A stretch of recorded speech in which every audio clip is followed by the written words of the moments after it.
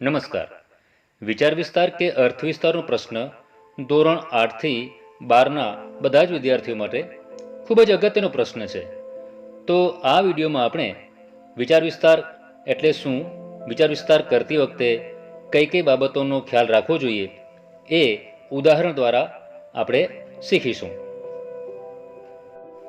વિદ્યાર્થી મિત્રો, કોઈ પંક્તિ કે ગદ્ય ઉક્તિના વિચારને, મર્મને કે અર્થને વિસ્તારપૂર્વક વર્ણન કરવું એટલે વિચાર વિસ્તાર કે અર્થ વિસ્તાર.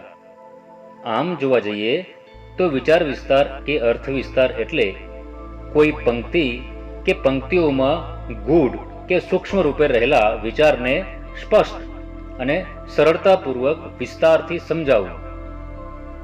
મિત્રો, આપણા સાહિત્યમાં સુભાષિતો, મુક્તકોમાં જે ઉત્તમ જીવનનું સત્ય વણાયેલું છે, જેનો અર્થ વિસ્તાર કે વિચાર વિસ્તાર કરીને જ એનો મર્મ અથવા અર્થ જે રહેલો છે એ વિચારને, અર્થને ખોલીને સમજાવવામાં આવે છે. મતલબ કે આપણા પુરાણોમાં, સાહિત્યમાં જે સુભાષિતો, મુક્તકો રહેલા છે એનો અર્થ વિસ્તાર કરીને જ આપણે એનો મર્મ સમજી શકીએ છીએ. અર્થ વિસ્તાર કે વિચાર વિસ્તાર એટલે શું એ આપણે સમજ્યા. હવે આ અર્થ વિસ્તાર કે વિચાર વિસ્તાર કરતી વખતે કઈ બાબતો ધ્યાનમાં લેવી એ આપણે સમજીએ. સૌપ્રથમ આપેલી જે પંક્તિઓ છે એને 2 કે 3 વાર ધ્યાનપૂર્વક વાંચી લેવી, અર્થને સમજવાની કોશિશ કરવી, અર્થ સમજીને એટલે કે પંક્તિના મર્મને સમજીને જ આગળ વધવું. આ પંક્તિના વિચારને સમજી અર્થને અનુરૂપ વધુ સમજણ માટે ઉપયોગી એવા અન્ય દ્રષ્ટાંતો, પ્રસંગો કે અન્ય બીજી પંક્તિઓને યાદ કરવી. વિદ્યાર્થી મિત્રો, અર્થ વિસ્તારને સમજાવવા માટે આપણને અન્ય જે દ્રષ્ટાંતો કે પ્રસંગો જો યાદ આવતા હોય તો યાદ કરી અને અહીં નોંધ કરવાની. ત્યારબાદ પંક્તિ, ઉદાહરણ મૂળ પંક્તિના અર્થની નજીક જ હોય, અર્થ કે મર્મને ઉપયોગી બને એવા હોવા જોઈએ. આ જે પંક્તિ આપણે પસંદ કરીએ એ જે આપણી મુખ્ય પંક્તિ છે એને અનુરૂપ હોવી જોઈએ. આ અન્ય ઉદાહરણો કે પંક્તિઓ એવા પસંદ કરવા કે મૂળ પંક્તિના અર્થ કે મર્મથી વિષયાંતર ન થઈ જાય. મેં હમણાં જ વાત કરી કે મૂળ પંક્તિના અર્થને સામ્ય ધરાવતી પંક્તિઓ હોવી જોઈએ, નહીં તો વિષયાંતર થઈ જવાનો ભય રહે છે. આવા ઉદાહરણો કે પંક્તિઓ વધુ ન લેવા, મતલબ કે અતિરેક ન કરવો.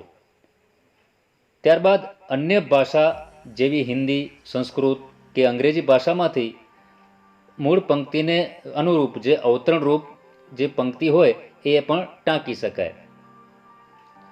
ત્યારબાદ ધ્યાનમાં રાખવાની બાબત છે કે વાક્યો ટૂંકા અને સ્પષ્ટ હોવા જોઈએ. સાથે મિત્રો, જોડણી અને વિરામ ચિહ્નોનું તો ધ્યાન રાખવું જ. અને વળી એક જ વસ્તુ ફેરવી ફેરવીને ન કહેવી.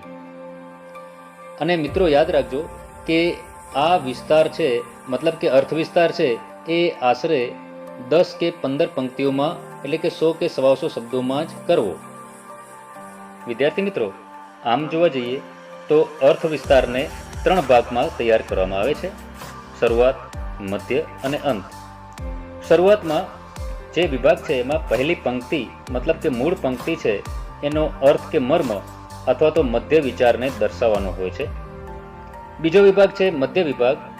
આ વિભાગમાં જે મૂળ પંક્તિ આપણી આપેલી છે એનું સ્પષ્ટીકરણ અન્ય ઉદાહરણો આપીને કે અનુરૂપ પંક્તિ કે દ્રષ્ટાંતો જણાવીને કે પ્રસંગો ટાંકીને કરવાનું હોય છે. આ ભાગ 2 ફકરામાં કે 1.5 ફકરામાં પૂર્ણ કરવાનો હોય છે. અને પછીનો જે વિભાગ છે એ અંત વિભાગ. આ વિભાગમાં અંતિમ ફકરો હોય છે, જે આપણી મૂળ પંક્તિ હોય છે એનો ગૂઢાર્થ, ફલિતાર્થ, જે મૂળ પંક્તિ છે તેનું તાત્પર્ય અહીં સ્પષ્ટ કરવાનું હોય છે. મતલબ કે અહીં વિચાર વિસ્તારનો અંતિમ ફકરો અહીં તૈયાર કરવાનો હોય છે. અને મિત્રો યાદ રાખવાનું કે આ બધા જ ફકરા એકબીજા સાથે સંકલિત એટલે કે જોડાયેલા હોવા જોઈએ. વિદ્યાર્થી મિત્રો, વિચાર વિસ્તાર એટલે શું એ સમજ્યા અને આ વિચાર વિસ્તાર કરતી વખતે કઈ બાબતોનો ખ્યાલ રાખવો જોઈએ એ પણ આપણે જોઈ લીધું. તો હવે આપણે એક વિચાર વિસ્તારનું ઉદાહરણ જોઈ અને સમજીએ. જે પંક્તિનો અર્થ વિસ્તાર કે વિચાર વિસ્તાર કરવાનો છે એ પંક્તિ આ મુજબ છે. કદમ અસ્થિર હો એને કદી રસ્તો નથી જડતો, અડગ મનના મુસાફરને હિમાલય પણ નથી નડતો. તો વિદ્યાર્થી મિત્રો, આ પંક્તિનો વિચાર વિસ્તાર આપણે હવે કરીએ. આ પંક્તિમાં કવિએ આપણને દ્રઢ મનોબળનું મહત્વ સમજાવ્યું છે.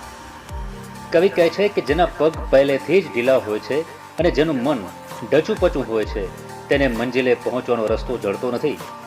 તે રસ્તામાં જ અટવાયા કરે છે અને ભાંગી પડે છે. પરંતુ જેનું મન દ્રઢ હોય છે, જે મંજિલે જવા માટે બરાબર કમર કસી લે છે, તેની ગતિને હિમાલય પણ અટકાવી શકતો નથી.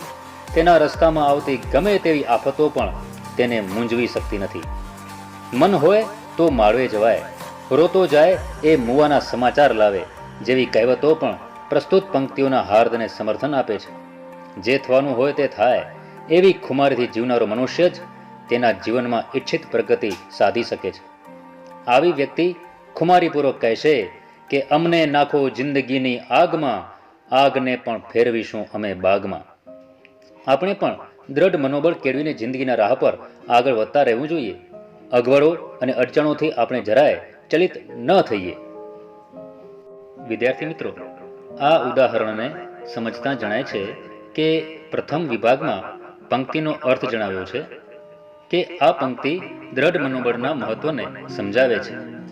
ત્યારબાદ બીજા વિભાગમાં બીજા ફકરામાં આ પંક્તિમાં જે જણાવ્યું છે એને વિસ્તારપૂર્વક સમજાવ્યું છે, એટલે કે એનું સ્પષ્ટીકરણ કરેલું છે.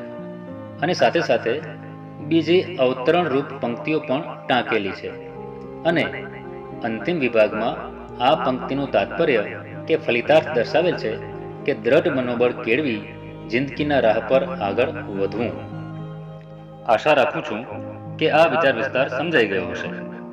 તો તમે આવી બીજી પંક્તિઓ મેળવીને વિચાર વિસ્તાર કરી લેશો, જેથી સ્વ અભ્યાસ થઈ શકે. આભાર.